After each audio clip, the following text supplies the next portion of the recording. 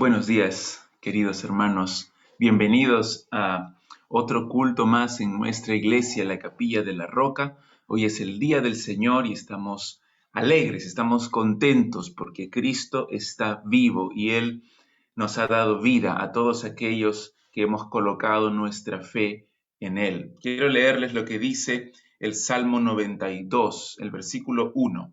Bueno es alabarte, oh Jehová, y cantar salmos a tu nombre, oh Altísimo, anunciar por la mañana tu misericordia y tu fidelidad cada noche. Estamos gozosos de alabar a nuestro Señor Jesucristo, que todo lo que hagamos hoy sea para su gloria. Gracias a cada uno de los que nos está acompañando por medio del Facebook. Vamos a tener un tiempo para orar y pedir que el Señor nos dirija con su Espíritu Santo en esta mañana. Oremos. Padre Santo, gracias te damos por tu amor. Gracias, Padre, por este tiempo precioso que separamos cada primer día de la semana en la mañana para dedicarlo a ti, para escuchar tu palabra, para cantar alabanzas a tu nombre, para orar juntos, para dar nuestras ofrendas para el engrandecimiento de tu obra. Señor, pedimos que tu Espíritu Santo nos guíe ahora, que nos dé el entendimiento para comprender tu palabra, que nos dé el ánimo, el entusiasmo para alabar con gozo a tu nombre. Gracias, Padre. Nos quedamos rendidos delante de ti. En el nombre de Jesús. Amén.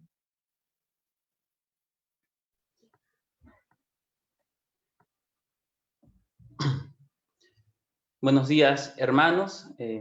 Gracias a Dios nuevamente por un domingo más en que podemos reunirnos para alabar efectivamente a nuestro Señor Jesucristo. Quiero compartir con ustedes una porción de la Biblia que se encuentra en el libro de Corintios, Primera de Corintios, capítulo 1, versículos 30 y 31. La palabra de Dios dice: mas por Él, Dios, estáis vosotros en Cristo Jesús, el cual nos ha sido hecho por Dios sabiduría, justificación, santificación y redención, para que, como está escrito, el que se gloría, gloríese en el Señor. Y eso es lo que vamos a hacer, a manifestar hoy día con las alabanzas que vamos a entonar. Nos gloriamos en nuestro Señor Jesucristo, en la obra suya de redención. Vamos a cantar juntos, hermanos, en esta mañana.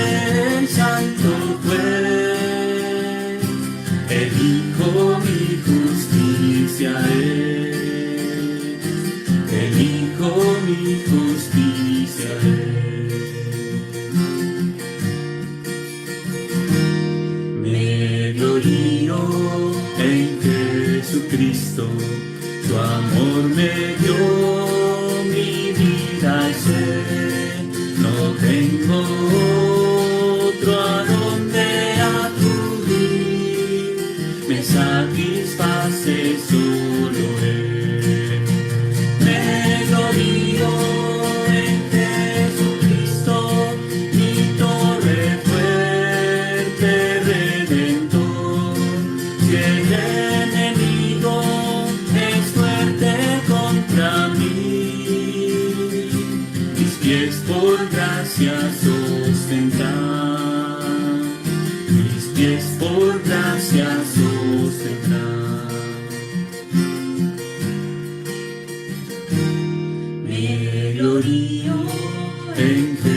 Jesucristo me carga en alas de águila, corona mi alma de bondades, su triunfo siempre he de cantar. Me glorío en Jesucristo, me espera en gloria eterna. Cuando me llame al paraíso está, su rostro siempre a contemplar, su rostro siempre a contemplar. Me glorío en Jesucristo, me espera en gloria eterna. Cuando me llame al paraíso está, su rostro siempre a contemplar, su rostro siempre a contemplar, su rostro siempre a contemplar.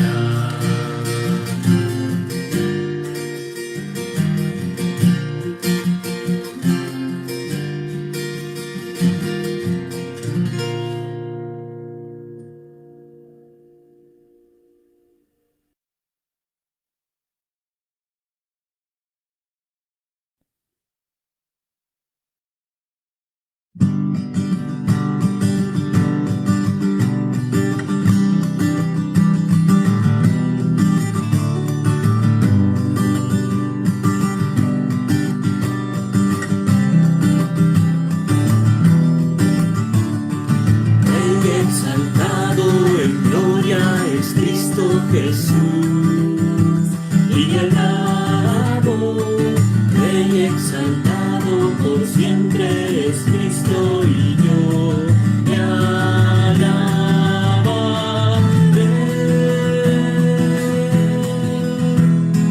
Él es Señor, por siempre Él reinará. La creación su nombre proclamará. Rey exaltado en gloria es Cristo Jesús. Rey exaltado en gloria es Cristo Jesús, y alabo. Rey exaltado por siempre es Cristo, y yo me alabaré.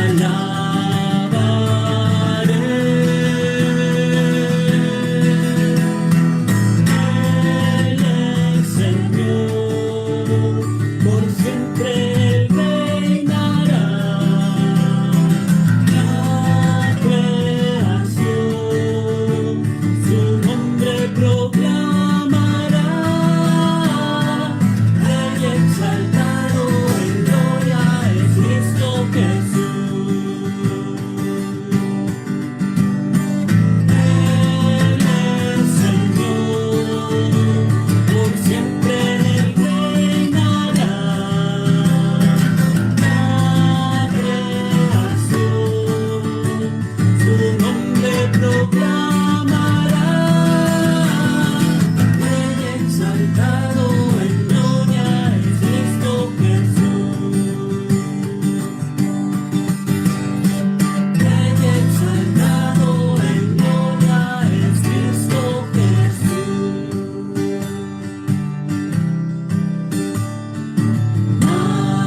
Majestad, excelsa majestad, inmutable, la gloria y el honor.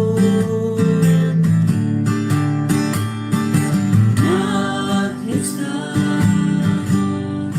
por siempre exaltar al Salvador, digno Señor, el vencedor.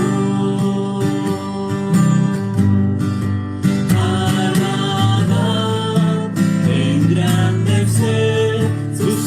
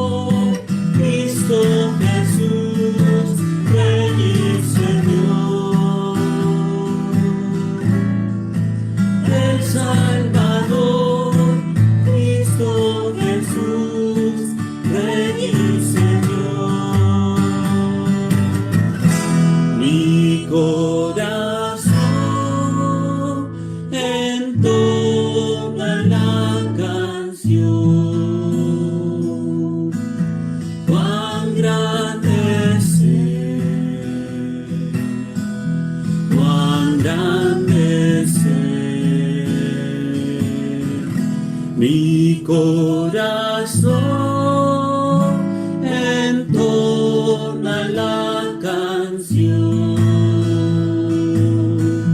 Cuán grande es Él, cuán grande es Él. Mi corazón entona la canción. Cuán grande es Él, cuán grande es Él. Mi corazón entona la canción. Cuán grande es Él, cuán grande es Él, cuán grande es Él, cuán grande es Él.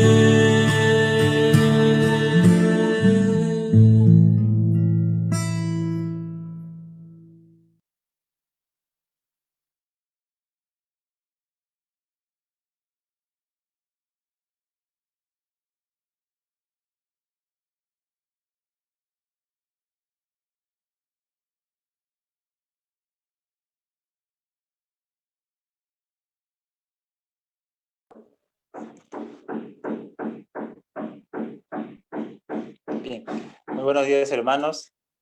En el nombre de nuestro Señor Jesucristo, continuando con la adoración, en esta mañana vamos a leer el pasaje que está en Zacarías capítulo 12, versículos desde el 1 hasta el 14.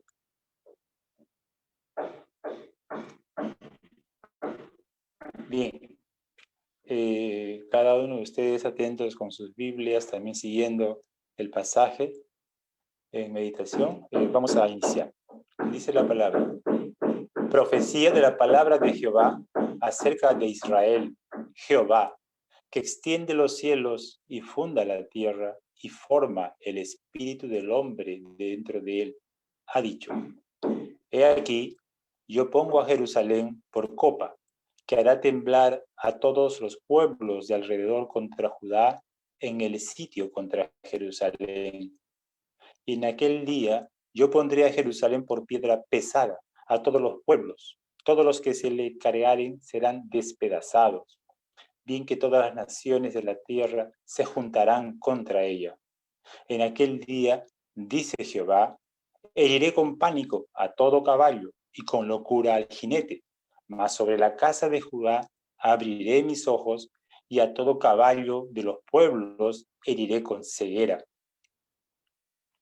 Y los capitanes de Judá dirán en su corazón: tienen fuerza los habitantes de Jerusalén en Jehová de los ejércitos, su Dios.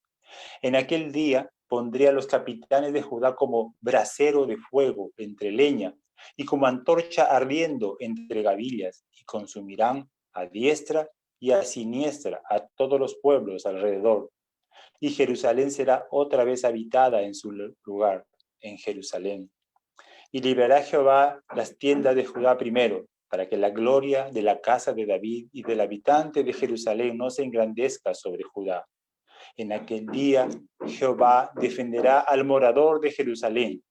El que entre en ellos fuere débil, en que aquel tiempo será como David, y la casa de David como Dios, como el ángel de Jehová delante de ellos. Y en aquel día yo procuraré destruir a todas las naciones que vinieren contra Jerusalén, y derramaré sobre la casa de David y sobre los moradores de Jerusalén espíritu de gracia y de oración, y mirarán a mí, a quien traspasaron, y llorarán como se llora por hijo unigénito, afligiéndose por él como quien se aflige por el primogénito. En aquel día habrá gran llanto en Jerusalén, como el llanto de Jaladrimón en el valle de Megiddo. Y la tierra lamentará, cada linaje aparte, los descendientes de la casa de David por sí y sus mujeres por sí, los descendientes de la casa de Natán por sí y sus mujeres por sí, los descendientes de la casa de Leví por sí y sus mujeres por sí, los descendientes de Simei por sí y sus mujeres por sí, todos los otros linajes, cada uno por sí y sus mujeres por sí. Amén, hermano.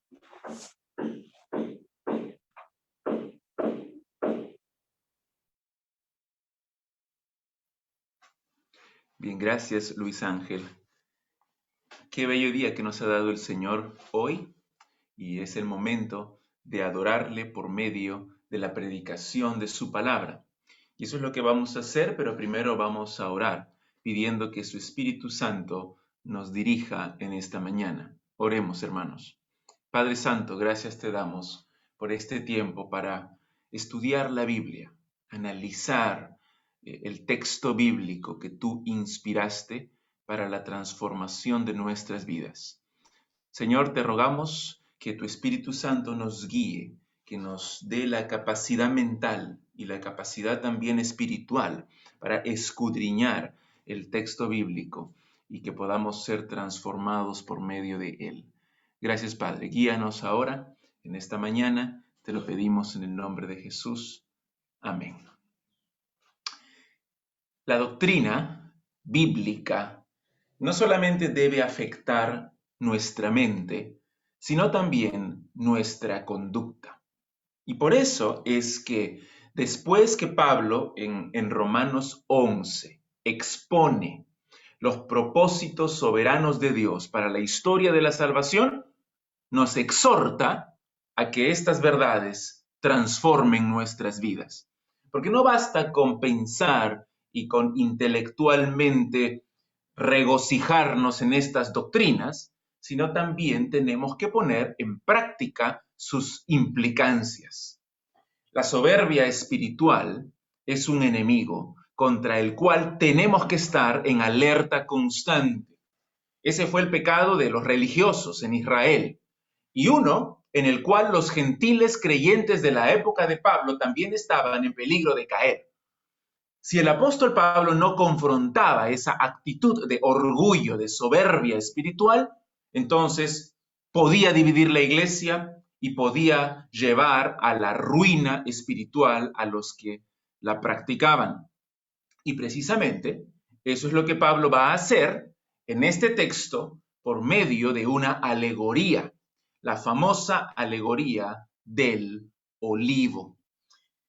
Conviene que recordemos lo que Pablo ha enseñado hasta el momento. ¿Qué ha enseñado en los textos anteriores? Recuerdan ustedes que la carga de su corazón en todo este pasaje es la salvación de Israel. En Romanos 11, los primeros 10 versículos, Pablo dice que la existencia de un remanente de judíos salvado por la gracia de Dios es evidencia que Dios no ha desechado a su pueblo Israel. Y luego, a partir del versículo 11, nos muestra que el endurecimiento de Israel en esta época no solamente es parcial, sino que también es temporal. Dios ha determinado la incredulidad generalizada de Israel, pero no para destruirlos de forma permanente, sino para traer las riquezas de la salvación a los gentiles. Sin embargo, eso no es todo, porque Pablo dice que si la incredulidad de Israel tuvo un propósito tan grande, tan glorioso, como traer la salvación a los gentiles, imagínate lo que será su plena restauración. Imagínate lo que será la salvación, lo que será la admisión de Israel en las bendiciones de la salvación de Dios. Hay un futuro glorioso para Israel. Por medio de la salvación de la nación, en la venida de Cristo, Dios traerá, el versículo 15 dice, vida de entre los muertos. Y esto significa, traerá la resurrección final, traerá la vida eterna junto con él en su reino para toda la humanidad salva. Este es un plan de Dios sabio, bueno y soberano. y nos maravilla, nos empequeñece, nos humilla, nos impulsa a servir con toda nuestra vida a nuestro Dios Todopoderoso y a nuestro Señor Jesucristo. El conocimiento de este plan que Pablo nos revela nos motiva a un servicio fiel, un servicio humilde, así como lo motivó a Pablo, ¿recuerdas? Versículo 13 y 14 dice, por cuanto yo soy apóstol a los gentiles, honro mi ministerio por si en alguna manera pueda provocar a celos a los de mi sangre y hacer salvos a algunos de ellos. Pablo está de lleno en su ministerio, predicando la palabra de Dios para salvar gentiles, pero también para provocar a celos a israelitas y a ver si puede salvar a algunos de ellos. Así que esta verdad tremenda del plan de Dios debe motivarnos a servirle. Pero como dije también hace un momento, nos guía a vivir en temor de Dios. Nos guía a vivir en humildad delante de Él, delante de los demás, porque su plan soberano, increíble, nos empequeñece, nos humilla. Esta alegoría que vamos a ver hoy, la alegoría del olivo, ha generado muchas controversias, muchas discusiones en la historia de la iglesia. Y por eso, para una interpretación correcta de estos versículos, debemos tener dos puntos importantes en mente. En primer lugar, tenemos que pensar cuál fue el propósito de Pablo al usar esta alegoría. Su propósito no fue crear un complejo sistema teológico, sino más bien exhortar a los gentiles a que no sean soberbios, a que no se jacten, que no desprecien a los judíos, porque los mismos gentiles se nutren de la raíz conformada por las promesas a Israel. La salvación viene de los judíos. Así que, ¿cómo te vas a jactar tú, gentil? Además, los gentiles son salvos no por ser mejores que los judíos, sino por la gracia de Dios mediante la fe en nuestro Señor Jesucristo. Y encima de todo esto, los gentiles no debemos jactarnos porque Dios no ha desechado a Israel, sino que tiene un futuro de salvación para la nación entera. Entonces, entender el propósito de Pablo al escribir esta alegoría nos ayuda a interpretarla correctamente. Pero en segundo lugar, para interpretar correctamente esta imagen del olivo, tenemos que entender que se trata de una alegoría. No podemos entonces forzar cada detalle para extraer una verdad teológica, una verdad doctrinal definitiva. Por ejemplo, algunos dicen que el olivo es Israel. Así que los gentiles, al ser injertados en el olivo, se convierten en israelitas. No, no es así. Otros dicen que ser cortado, ser desgajado del olivo, significa perder su salvación. Pero eso iría en contra de lo que dice toda la Biblia. Otros arguyen que si todas las ramas son santas, entonces eso significaría que cada israelita, en cada punto de la historia, ha sido salvo. Pero eso iría en contra de la enseñanza del mismo apóstol Pablo en Romanos 9, cuando dice que la salvación no es por ascendencia étnica, no es por nacimiento físico. Entonces, no hay que presionar la ilustración, no hay que presionar los detalles, cada detalle. Esta imagen tiene que ser interpretada en su contexto, de acuerdo a su propósito y en concordancia con lo que dice el resto de las Escrituras. El olivo, entonces, representa a grandes rasgos al pueblo de Dios. Y en ese sentido, el versículo 16 es esencial para comprender lo que Pablo quiere enseñar, porque ese versículo 16 es la introducción a toda la alegoría que se desarrollará en los versículos del 17 al 24. Entonces, hermanos y amigos, mi objetivo es que prestemos atención a esta alegoría, a este mensaje, para no caer en la soberbia espiritual, sino más bien vivir en temor, vivir en humildad delante de Dios y delante de los demás. Entonces leamos Romanos 11 desde el versículo 16 hasta el versículo 24. Romanos 11, 16. Si las primicias son santas, también lo es la masa restante. Y si la raíz es santa, también lo son las ramas. Pues si algunas de las ramas fueron desgajadas, y tú, siendo olivo silvestre, has sido injertado en lugar de ellas, y has sido hecho participante de la raíz y de la rica savia del olivo, no te jactes contra las ramas, y si te jactas, sabe que no sustentas tú a la raíz, sino la raíz a ti. Pues las ramas, dirás, fueron desgajadas para que yo fuese injertado. Bien, por su incredulidad fueron desgajadas, pero tú por la fe estás en pie. No te ensoberbezcas, sino teme. Porque si Dios no perdonó a las ramas naturales, a ti tampoco te perdonará. Mirad pues la bondad y la severidad de Dios.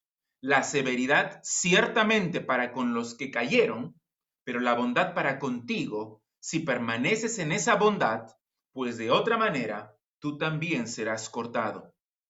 Y aun ellos, si no permanecieren en incredulidad, serán injertados, pues poderoso es Dios para volverlos a injertar. Porque si tú fuiste cortado del que por naturaleza es olivo silvestre y contra naturaleza fuiste injertado en el buen olivo, ¿cuánto más estos, que son las ramas naturales, serán injertados en su propio olivo? Pablo dice en el versículo 13 que se dirige a los gentiles. Allí dice, a vosotros hablo, gentiles. Y toda esta sección, entonces, es una exhortación a los gentiles a no caer en la soberbia espiritual. Una exhortación a nosotros, a ti y a mí, que somos gentiles, de no caer en el orgullo, en la soberbia espiritual. ¿Por qué? Pablo les da una serie de razones. En primer lugar, no deben caer en la soberbia espiritual porque Dios no ha desechado a Israel. Esta primera razón, versículo 16, es muy importante. No debemos caer en la soberbia espiritual porque Dios no ha desechado a Israel. Observa que en el versículo 16 hay dos metáforas. La primera metáfora hace referencia a Números 15, versículos del 17 al 21. En ese pasaje de Números, Yahvé ordenó a los israelitas que después de entrar en la tierra prometida, le den una ofrenda a él de las primicias de la primera masa de pan que ellos hagan. Entonces, debían hacer su masa y antes de cocer el pan, antes de hacer el pan, antes de comer el pan, debían ofrecer una porción, las primicias de esa masa para Dios. Tenía que ser separada para Él, ofrecida a Él. El punto de Pablo es que la santidad de las primicias se extiende a toda la masa restante. Mira el versículo 16. Si las primicias son santas, aquello que es ofrecido a Dios, aquello que se separa para Dios es santo, también lo es la masa restante. Ahora, la segunda metáfora del versículo 16 es similar, es paralela a la primera. Y además nos ayuda a identificar de qué está hablando Pablo, porque esta es la introducción a la alegoría del olivo. Pablo dice que en la segunda metáfora, si la raíz del olivo es santa, entonces las ramas, el resto del olivo, también lo es.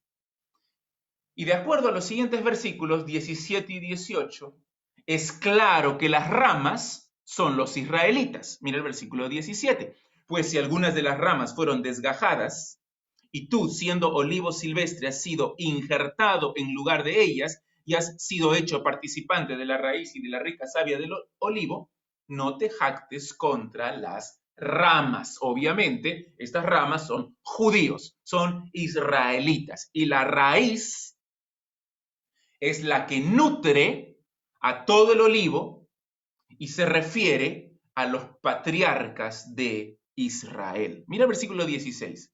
Si la raíz es santa, también lo son las ramas, los israelitas. La raíz refiriéndose no al remanente, porque el remanente no puede nutrir a los gentiles cristianos. Además, la imagen de la raíz significa la base, significa el fundamento inicial del pueblo de Dios, es decir, los patriarcas. Los versículos más abajo se confirma esta interpretación. Mira el versículo 28. Así que en cuanto al evangelio son enemigos, los judíos, por causa de vosotros, pero en cuanto a la elección, son amados por causa de los padres, por causa de los patriarcas. Así que esta segunda metáfora nos ayuda a entender la primera metáfora. Las primicias, en la primera metáfora, también se refiere a los patriarcas. Y la masa restante a los israelitas. ¿Cuál es la enseñanza de Pablo aquí? La santidad, la separación de los patriarcas para Dios se extiende a todo Israel. Eso no significa que Abraham, Isaac, Jacob y los 12 hijos de Jacob hayan poseído cualidades o hayan hecho obras que los hicieron especiales a los ojos de Dios. Los patriarcas son fuente de bendición para su descendencia porque ellos fueron los receptores de las promesas de Dios escogidos por la gracia de Dios. No por sus méritos, no porque eran buenas personas, porque no lo eran. Abraham era un idólatra antes de ser llamado por Dios. Pero fue llamado por Dios para ser puesto aparte por Él y convertirse en receptor, en recipiente de las promesas de bendición de parte de Dios. Y luego esas mismas promesas Dios las repitió y las confirmó a su hijo Isaac, a su nieto Jacob y a sus 12 bisnietos, los 12 patriarcas de Israel. Fueron escogidos por la gracia de Dios para recibir las promesas de bendición de parte de Dios. Así que esa raíz conformada por los patriarcas es la que nutre a todo el olivo. Y más específicamente, diría yo, se refiere no solo a los patriarcas, se refiere a la elección de los patriarcas para bendecir a todas las naciones. Israel, entonces, fue separado por Dios para el propósito especial de ser su pueblo, para bendecir a todas las naciones. Debido a la elección de los patriarcas, debido a las promesas que Dios le dio a los patriarcas, todo Israel es su pueblo. Todo Israel está separado para él. El Israel étnico no ha sido desechado, sigue siendo el pueblo de Dios. ¿Por qué? Por las promesas que Dios le hizo a los patriarcas. Eso no quiere decir, como dije en mi introducción, que todos los judíos de la historia sean salvos. No, Dios siempre, de forma soberana, ha escogido a los judíos que serían salvos y ha dejado a muchos de lado en su condenación, en su perdición. Como dijimos desde el principio, hay un Israel dentro del Israel. Pero lo que Pablo está diciendo en Romanos 11 es que Dios no ha abandonado a la nación por completo. Es cierto que ahora en el presente hay incredulidad generalizada, pero hay un futuro de salvación para Israel. Me gusta la forma como lo dice el pastor John Piper. Lo voy a citar. La futura salvación de Israel es requerida por la elección pasada de Israel. Lo repito. La futura salvación de Israel es requerida por la elección pasada de Israel. El domingo anterior dijimos que habría una restauración plena de Israel en el futuro, como dice el versículo 12. ¿Cuánto más su plena restauración? Dijimos también que habría una admisión de Israel en las bendiciones de Dios en el futuro, como dice el versículo 15. ¿Qué será su admisión, sino vida de entre los muertos? Esto será así. Habrá una salvación futura, habrá un futuro de gloria para Israel. ¿Por qué? Porque la nación es separada para Dios. La nación es santa para ser su posesión especial. Dios no ha desechado a su pueblo. Cuando digo que es santa, no me estoy refiriendo a que cada miembro es salvo, sino en el sentido de separada para Dios. Los gentiles no deben jactarse, no deben caer en la soberbia espiritual, porque Dios no ha desechado a Israel. Esa es la primera razón. La segunda razón, no debemos caer en la soberbia espiritual porque los gentiles nos nutrimos de las promesas de Dios a Israel. Mira el versículo 17. Pues si algunas de las ramas fueron desgajadas y tú, siendo olivo silvestre, has sido injertado en lugar de ellas y has sido hecho participante de la raíz y de la rica savia del olivo, no te jactes contra las ramas, y si te jactas, sabe que no sustentas tú a la raíz, sino la raíz a ti. La raíz es santa y las ramas son santas, pero dice Pablo, algunas de esas ramas, en realidad son la gran mayoría de esas ramas, han sido desgajadas, han sido arrancadas, y otras ramas silvestres han sido injertadas. Esta es la imagen que Pablo usa para advertir a los gentiles en contra de la soberbia espiritual. Esta no es una condición hipotética, esto es un hecho real. Ya lo hemos visto varias veces en Romanos 9, 10 y 11. Este hecho consiste de dos elementos. En primer lugar, dice, algunas de las ramas fueron desgajadas. Eso significa que Dios es soberano en la condenación. ¿Notas otra vez la voz pasiva? Esas ramas, esos judíos, esos israelitas, fueron desgajados. ¿Quién es el agente que realiza la acción? Aquel que desgaja las ramas es Dios. Siempre ha existido un remanente fiel. Siempre han quedado ramas en el olivo. Pero muchas fueron desgajadas por Dios. Dios es soberano en la condenación. Sin embargo, quiero que notes también la tensión, otra vez, entre la soberanía de Dios y la responsabilidad del hombre. Porque más abajo, versículo 20, dice que por su incredulidad fueron desgajadas. Entonces, ¿por su incredulidad o porque Dios lo hizo? Ambas cosas. Por otro lado, tú, dice Pablo, tú, siendo olivo silvestre, has sido injertado.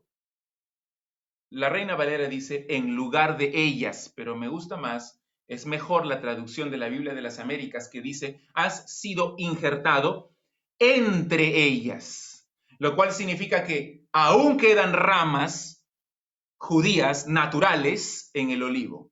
Y nosotros hemos sido injertados entre ellos, entre los israelitas salvos. Hemos sido incluidos en el pueblo de Dios. Los gentiles son el olivo silvestre. ¿Por qué silvestre? Porque no tenemos ninguna relación con las promesas hechas a los patriarcas. No tenemos ninguna relación con esa raíz. Como dice en Efesios 2:12, estábamos alejados de la ciudadanía de Israel y ajenos a los pactos de la promesa. Pero por su fe en Cristo, los gentiles fueron injertados en el olivo y hechos, como dice Pablo, hechos participantes de la raíz y de la rica savia del olivo. En otras palabras, nosotros los gentiles, por nuestra fe en Cristo, hemos sido incluidos en el pueblo de Dios. Y eso ha ocurrido en la realidad. Ese es un hecho. Muchos judíos han sido desgajados del olivo y muchos gentiles han sido injertados en el pueblo de Dios. Por lo tanto, dice Pablo en el versículo 18, no te jactes contra las ramas. No seas soberbio. No pienses que tú, gentil, eres mejor que ellos. No te compares favorablemente con ellos. No eres superior a los judíos incrédulos. No eres superior a los judíos creyentes. No eres superior a nadie. Aquí había, en estos gentiles, algo de antisemitismo en su actitud. Pero yo creo que no es principalmente odio hacia la raza judía. Más bien, muchos gentiles cristianos veían a los judíos como los asesinos de Cristo, como enemigos del evangelio. Pensaban que así como las puertas de la salvación se habían abierto para multitudes de gentiles, de la misma forma, Dios había cerrado completamente la puerta de la salvación para los judíos. Los gentiles creían que ellos habían reemplazado a los israelitas en el plan de Dios y que Dios ya había desechado a Israel. Y esa era la actitud de orgullo espiritual que Pablo estaba condenando, que Pablo estaba prohibiendo. No es una actitud propia de los judíos y no es una actitud propia de los gentiles, es una actitud propia de la raza humana. El orgullo, la soberbia espiritual, pensar que nosotros somos mejores que otros. Yo me voy al cielo, tú no, yo soy salvo, tú no. Y desprecio a los demás. Pablo está diciendo allí, no te jactes contra las ramas. Y añade una advertencia más, dice en el versículo 18, y si te jactas, si cometes este pecado, sabe, recuerda, piensa, medita que no sustentas tú a la raíz, sino la raíz a ti. Si no haces caso de lo que te estoy ordenando, dice Pablo, y aún así te jactas, tienes que entender que tú no sustentas a la raíz, sino la raíz a ti. Algunos gentiles estaban despreciando a los judíos, pero eran las promesas a los judíos las que los nutrían, las que los sostenían. Los patriarcas, las historias de la Biblia de Abraham, de Isaac, de Jacob, de sus hijos, no generan un mero interés histórico, sino que son la raíz, son la rica savia que nutre a los creyentes. Observa que estas promesas sustentan en tiempo presente, dice en el versículo 18, no sustentas tú a la raíz, sino la raíz a ti, a los creyentes de todas las épocas. Entonces, lo que estamos diciendo es esto, presta atención, hay una sola raíz, que son las promesas a los patriarcas de Israel, y hay un solo olivo, compuesto de dos tipos de ramas. Hay un solo pueblo de Dios, compuesto por judíos y gentiles que han puesto su fe en Cristo. Y la raíz son Abraham, Isaac, Jacob y sus hijos. Por eso a los creyentes se les llama hijos de Abraham. Nosotros, gentiles, somos herederos de las promesas a Abraham, porque hemos sido injertados en el pueblo de Dios. El pueblo de Dios es uno, pero mucho ojo, la raíz es judía. Así que no te jactes contra las ramas, porque tú te nutres de las promesas a los patriarcas de Israel. En tercer lugar, la tercera razón, no debemos caer en la soberbia espiritual, porque permanecemos salvos solo por la gracia de Dios mediante la fe en Cristo. Como es la costumbre de Pablo, él se imagina un opositor, un objetor, y le contesta en los versículos 19 y 20. Este opositor es un gentil, orgulloso, y le dice a Pablo, miren el versículo 19, pues las ramas, dirás, fueron desgajadas para que yo fuese injertado. Tú me vas a decir, pero Dios quitó a esos judíos del olivo para que yo pudiese ser incluido en el pueblo de Dios. Y la respuesta de Pablo está en el versículo 20. Pablo dice, ok, bien, hasta cierto punto es verdad. Ellos fueron incrédulos, trataron de obtener la justicia de Dios por medio de su obediencia a la ley, por medio de sus buenas obras. Y por medio de esa incredulidad de los judíos, se abrió la puerta para la salvación de muchos gentiles. Pero hay algo que tienes que recordar. Nosotros los gentiles no hemos sido incluidos en el pueblo de Dios por ser mejores que los judíos. No somos más buenos, no somos más inteligentes. No tenemos más fe que ellos.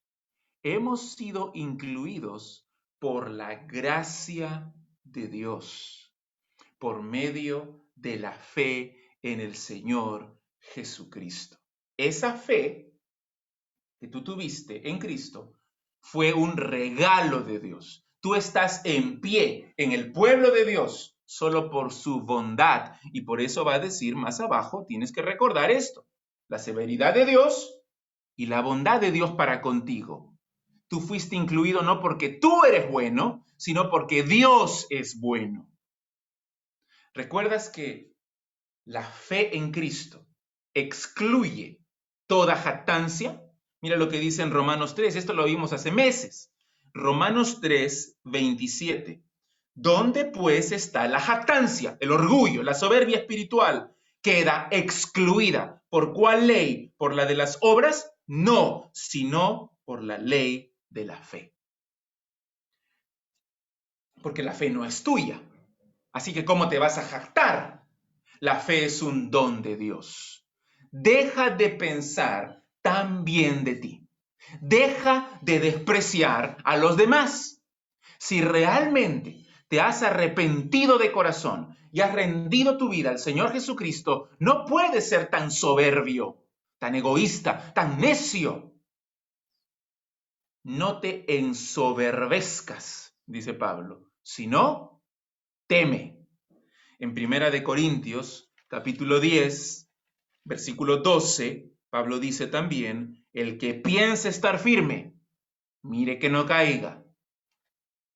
Vive en el temor de Dios, vive en humildad, vive para la gloria de Dios, no para tu gloria. Tienes que reverenciar su majestad, tienes que respetar a Dios, vivir para Él agradándole en todo, no agradándote en todo, sino a Él. La razón por la que debemos temer está en el versículo 21. Mira cómo empieza con la palabra ¿por qué? Está dando la razón en el versículo 20. Teme, ¿por qué? Porque si Dios no perdonó a las ramas naturales, a ti tampoco te perdonará. Si Dios no perdonó a los judíos incrédulos, tampoco perdonará a los gentiles incrédulos, aunque digan ser cristianos. Es precisamente lo que habían llegado a creer los judíos. Era su orgullo espiritual. Se sentían seguros de su salvación. Pero nadie puede presumir de su relación con Dios. Mucho menos si vive en impiedad, si vive en hipocresía, si vive en incredulidad.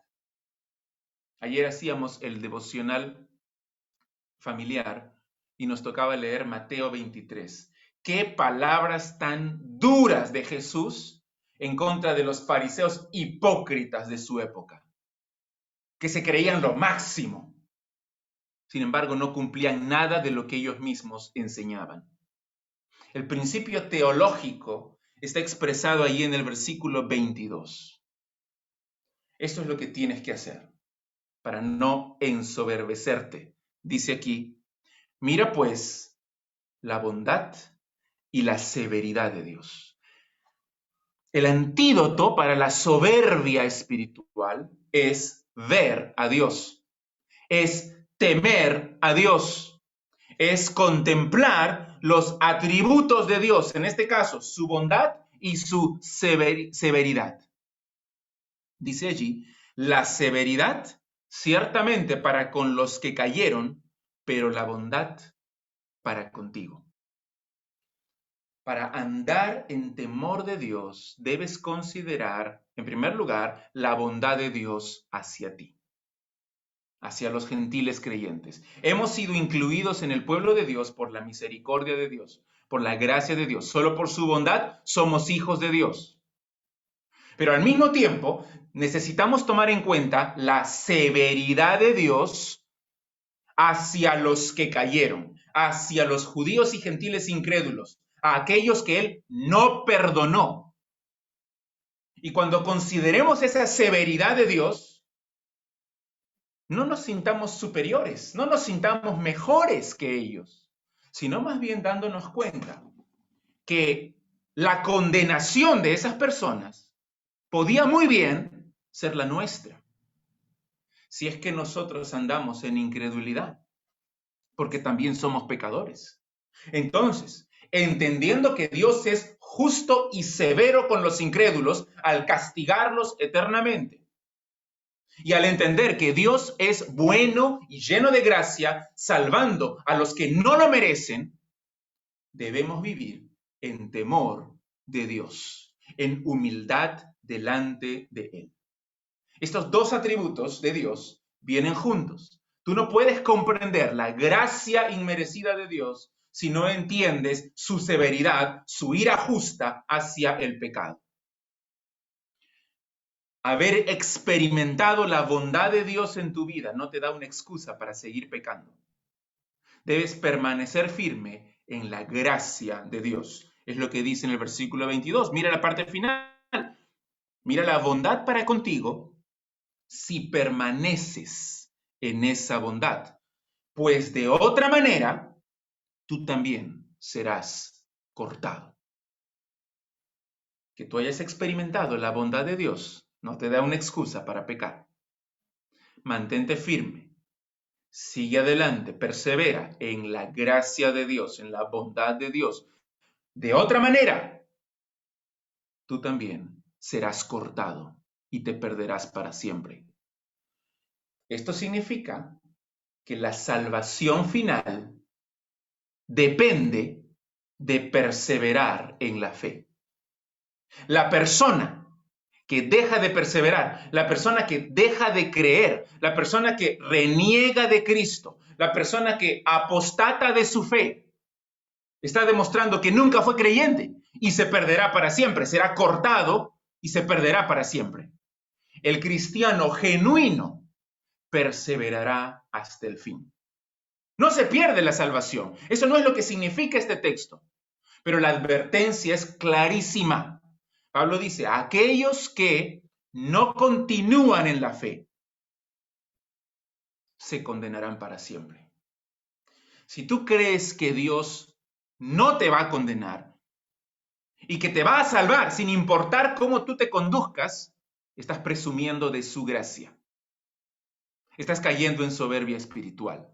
No te jactes, porque tú permaneces firme solo por la gracia de Dios mediante la fe en el Señor Jesucristo. Y finalmente, en cuarto lugar, no debemos caer en la soberbia espiritual porque hay un futuro de salvación para Israel. Para terminar, en los versículos 23 y 24, Pablo ofrece esperanza a Israel. Cuando Pablo al inicio del versículo 23 dice, y aún ellos, se refiere a los judíos incrédulos, aún ellos si dejan la incredulidad y ponen su confianza en Jesucristo, Dios es poderoso para volverlos a injertar en el olivo. Dios es poderoso. Según Romanos 1:16, el poder de Dios para salvación es el Evangelio de Jesucristo. Así que por medio de la fe en Cristo, Dios es poderoso para transformar incluso a aquellos de corazón duro, incluso a estos judíos de corazón de piedra, que rechazaron a Cristo una y otra vez, aún ellos pueden ser vueltos a injertar. Y lo que esto deja claro es que la salvación de Israel jamás podrá ser aparte de la fe en Cristo. No es tan difícil pensar que algo así podría ocurrir. ¿Por qué? Porque Dios es poderoso. Mira el versículo 24. Si tú fuiste cortado del que por naturaleza es olivo silvestre y contra naturaleza fuiste injertado en el buen olivo, cuanto más estos, que son las ramas naturales, serán injertados en tu propio olivo. Pablo dice, no es tan difícil creer que los judíos serán salvos por la fe en Cristo, porque si tú fuiste salvo, entonces, cuanto más ellos, que son las ramas naturales. Si los gentiles, totalmente alejados de las promesas de Israel, yendo en contra de su propia naturaleza salvaje, silvestre, si ellos, estos gentiles, podemos ser injertados en el buen olivo, entonces los judíos, que son las ramas naturales del buen olivo, pueden también ser vueltos a injertar en su propio olivo. Eso no quiere decir que es más fácil para el judío salvarse, pero sí lo que significa es que es más fácil entender su salvación. Todos somos pecadores, seamos gentiles o judíos. Lo único que puede salvar a un judío o a un gentil es la obra divina de la regeneración. Es un acto de la gracia soberana de Dios. Tienes que nacer de nuevo para ser salvos. Ambos deben ser injertados en el buen olivo por medio de su fe en Cristo. Tanto judíos como gentiles deben creer en Cristo para ser salvos. Sin embargo, lo que Pablo está diciendo aquí es que los gentiles no pertenecen naturalmente al pueblo de Dios. Los judíos sí. Aun cuando sean incrédulos, aún ellos pertenecen al pueblo de Dios, que Dios escogió en el Antiguo Testamento y al cual les dio sus promesas. Por eso hizo la pregunta varios capítulos atrás, ¿qué ventaja tiene pues ser judío? Muchas, dijo él. Ser ramas naturales no los califica para ser salvos, pero es más fácil comprender su inclusión en el pueblo redimido de Dios que la inclusión de los gentiles, porque ellos estaban alejados, eran extraños, eran ajenos a las promesas de Dios. Los judíos no. Los judíos tienen la ley de Dios, tienen el culto, tienen los patriarcas, tienen las promesas, tienen los pactos. Además, cuando Pablo dice aquí que Dios puede hacerlo, dice que Dios es poderoso para hacerlo, yo creo que no se refiere solo a su poder, porque es obvio que Dios tiene el poder. Si Él pudo injertar ramas contra naturaleza, obviamente va a poder también injertarlas a las ramas naturales. El énfasis más bien me parece que está en que los gentiles creían que Dios ya había abandonado a su pueblo para siempre y que ya no los injertaría nunca más. Y Pablo contesta aquí, no, Dios puede hacerlo. Y no solamente puede, quiere hacerlo y de hecho lo hará. No debe causar sorpresa que en su plan soberano Dios haya determinado injertar nuevamente a Israel. ¿Por qué? Pablo dice, después de todo, son las ramas naturales. Y eso es lo que va a explicar en los versículos 25 y 26 que vamos a ver la próxima semana. Pero ahí lo explica. No quiero que ignoren esto.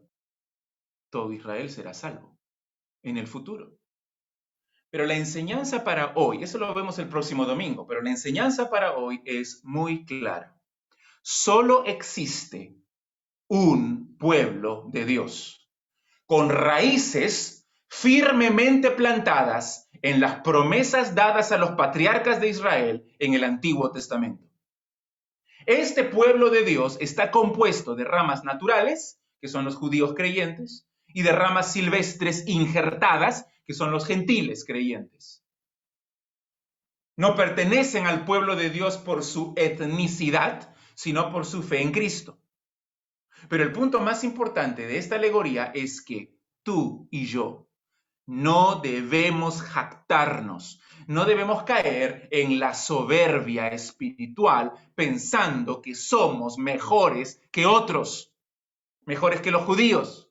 No te jactes, estás en pie solo por la bondad, por la gracia, por la misericordia de Dios. Así que camina en temor. Camina en reverencia, en humildad, en obediencia delante de Dios y delante de los demás, glorificando al Señor Jesucristo con tu vida entera, perseverando en la fe hasta el fin, cuando Dios nos glorificará. No te jactes, sino teme a Dios y vive en humildad. Vamos a orar.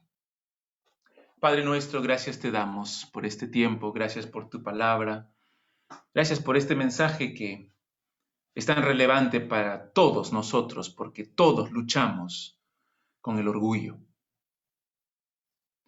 Señor, ayúdanos a considerar, a meditar, a pensar en la gracia inmerecida que tú derramaste en nuestras vidas, como yo, un miserable pecador, puede tener el cielo asegurado. ¿Cómo puedo yo estar reconciliado contigo? Solo por la obra de Cristo, solo por tu gracia, solo por tu amor. Y también a meditar en tu severidad, en tu santidad, en tu justicia, en tu ira santa, en contra del pecado y de los pecadores. Señor, que esto transforme nuestra mente, nuestro corazón, y que nos guíe a andar en temor. Todos los días de nuestra peregrinación, como dice Pedro, andar en humildad, en reverencia, delante de ti y delante de los demás también, haciendo todas las cosas para tu gloria, no para nuestra gloria. Que estas palabras queden en nuestra mente, lo que dijo Pablo: no te ensoberbezcas, sino teme. Gracias, Padre. Nos ponemos en tus manos en el nombre de Cristo. Amén. Que Dios les bendiga, hermanos. Gracias.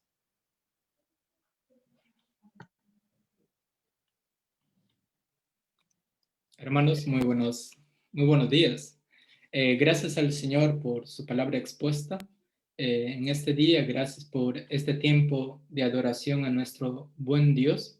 Y en este espíritu de adoración y de alabanza a Dios, dirijámonos a Él una vez más para darle las gracias por su provisión, pero también por las ofrendas que la Iglesia constantemente está dando para el mayor progreso del Evangelio. Así que, hermanos, les invito a que se unan conmigo y oremos por las ofrendas y los diezmos. Oremos. Bendito Dios, buen Dios, nuestro Padre.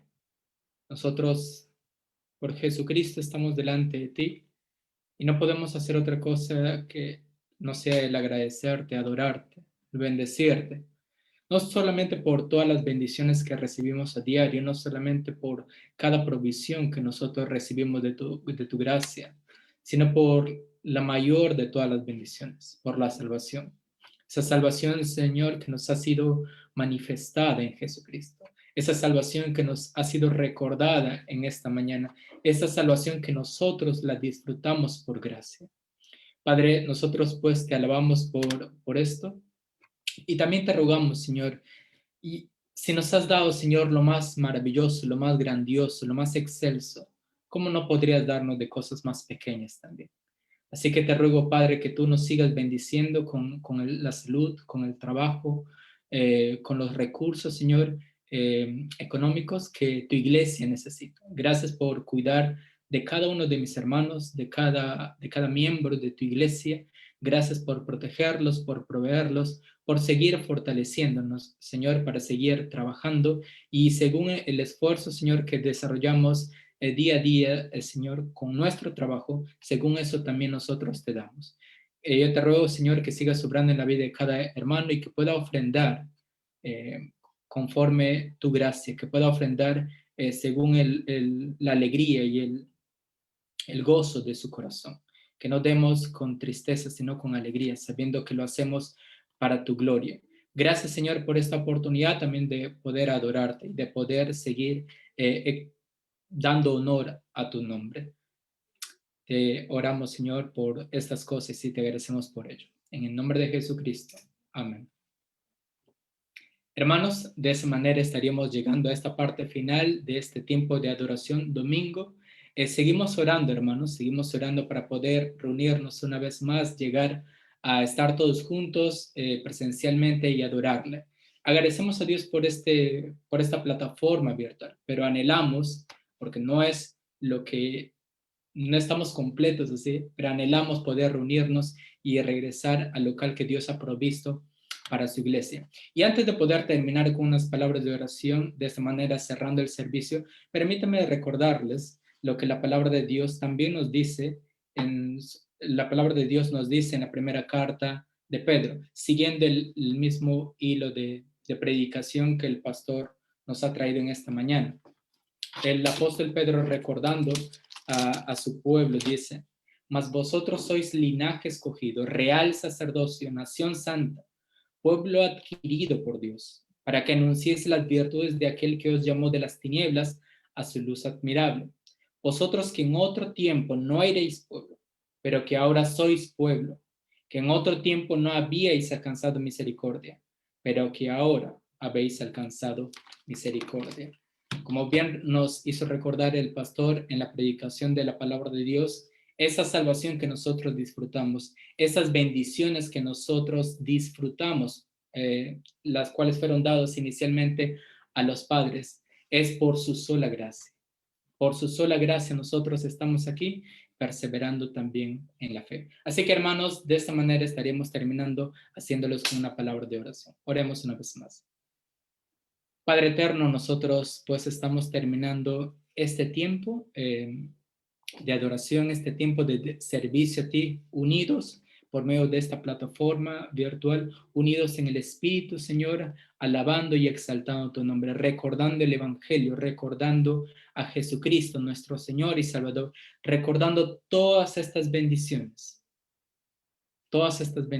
que nos han llegado a nosotros hasta nuestro tiempo. Y yo te ruego, Padre, que estas bendiciones no queden solamente para nosotros, pues sería egoísta pensar de esta manera, sino queremos que estas bendiciones también alcancen a otros, a nuestros familiares, a nuestros amigos, a nuestros vecinos, que este mensaje de salvación no termine con nosotros, que no la escondamos, sino que las compartamos, pues a esto es a lo que nos has llamado, que los compartamos, Señor, con todo aquel que nos necesita e incluso que nos recordemos a nosotros mismos todas estas bendiciones, toda esta obra, Señor, que tú has logrado en favor de tu pueblo. Gracias por este tiempo, gracias por mis hermanos allí presentes, que tú les bendigas, que este día que tú has creado para poder alabarte, que lo sigamos disfrutando, Señor, en nuestros hogares o donde nos encontramos. Gracias por todo lo que tú has provisto. Pues te lo agradecemos en el nombre de nuestro Señor y Salvador Jesucristo. Amén. Estaremos despedidos y de esta manera estaremos terminando este servicio, hermanos. Que Dios les bendiga. Buenos días.